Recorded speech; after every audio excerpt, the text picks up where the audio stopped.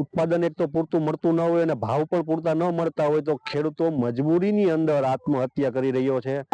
ડુંગળીમાં તો હવે અમારે ત્યાં રોટાવેટર મારી દીધા છે. આમાં કોઈ હિસાબે પોસાય એમ નથી. હાલમાં જે ડુંગળીનું ઉત્પાદન ખેડૂતો દ્વારા જે થઈ રહ્યું છે એની અંદર ખેડૂતોને પૂરો ભાવ નથી મળતો. 70 રૂપિયા મણના થી 245 રૂપિયા સુધી વધીને મળે છે. આ ભાવ ખેડૂતો માટે અપૂરતો છે અને કાયમી માટે ખેડૂતો છેલ્લા 4-5 વર્ષથી આ ડુંગળીમાં નુકસાની જ સહન કરે છે અન્ય પાકોની જેમ, અને જેના કારણે ખેડૂતો આર્થિક મુશ્કેલીમાં મુકાઈ રહ્યા છે. ડુંગળીનો ભાવ તો ખરેખર 500 રૂપિયા ઉપર હોવો જોઈએ, જેથી કરી ખેડૂતોના ખર્ચા નીકળી ગયા અને એને પરવડી શકે.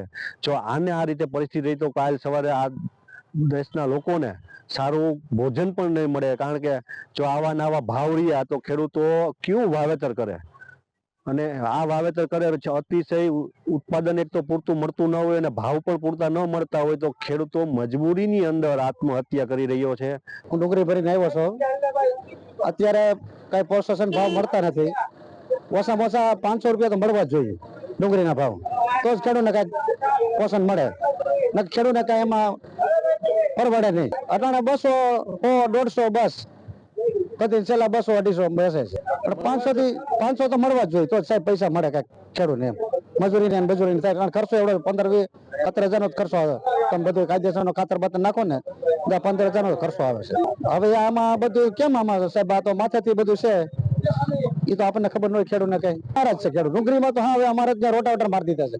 કેટલા ખેડૂતો રોટાવેટર મારી દીધા છે. હું ડુંગળી વેચવા ધોરાજી યાર્ડમાં આવ્યો છું, પણ એ યાર્ડમાં ડુંગળી વેચવા આવી છે અમને 200 રૂપિયા 250 રૂપિયામાં તો પડતર પડે છે અને 50-60 રૂપિયામાં વેચાય છે ડુંગળી. તો અમને આમાં કોઈ હિસાબે કરિયાના ભાવે અમારે કોઈ હિસાબે પોસાતું નથી. ભાડું લે છે એટલું યાર્ડમાંથી આ મજૂરી વેણાટના પૈસા થાય છે, તો આમાં કોઈ હિસાબે પોસાય એમ નથી વેચવું. આજ રોજ આવકનું પ્રમાણ ઓછું છે, કાલે આવક વધારે હતી જેથી આજે આવક નથી આપી. માલની ક્વોલિટી વધારે નબળી છે, એના હિસાબે ભાવ થોડા ઘટ્યા છે, અને સામે એક્સપોર્ટની અંદરમાં પણ એટલો ઉપાડ નથી, ત્યાં પણ ક્વોલિટી વીક છે. બધે પીઠાની અંદરમાં આવકોનું પ્રમાણ વધવાથી ભાવ ઘટેલ છે. ભવિષ્યની અંદરમાં આગળ જો માલની આવક ઓછી થાય અને ક્વોલિટી સુધરશે તો ભાવ વધશે, નહીતર આના આ ભાવ રહેશે.